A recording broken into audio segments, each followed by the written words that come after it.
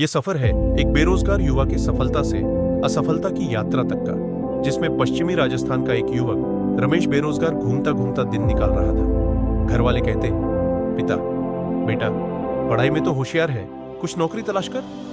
माँ, भगवान तेरे भाग्य चमकावे, बस मेहनत मत छोड़।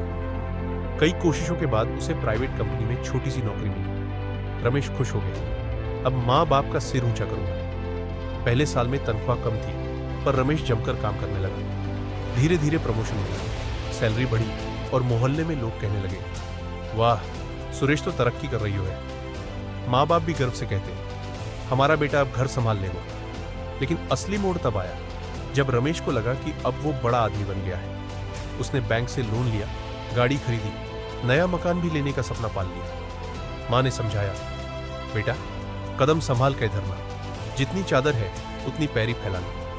पर रमेश ने सुनना छोड़ दिया। कुछ ही समय में कंपनी का बिजनेस गिरने लगा और रमेश की नौकरी चली गई। ईएमआई का बोझ, घर का खर्च और रिश्तेदारों की बातें, सबने मिलकर उसकी नींद छीन ली। माँ की आंखों में आंसू आ गए। पिता चुपचाप दीवार ताकते रहते। रमेश टूट चुका था। माँ बाप की उम्मीदों पर पानी फेर दिया। लेकिन माँ ने उसका हाथ पकड़कर कहा, बेटा असफलता अंतरी है, अंतरी नहीं। जिक्को अनुभव तने मिलियो है वो तने फिर से उठावेगा।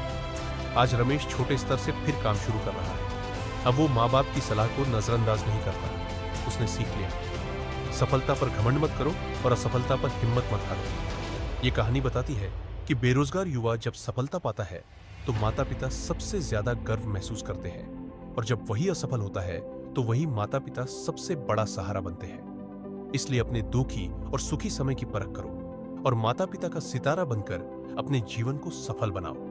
वर्तमान समय में युवाओं से संबंधित स्टोरी अच्छी लगी हो तो एक लाइक, सब्सक्राइब और शेयर जरूर करें। नमस्कार।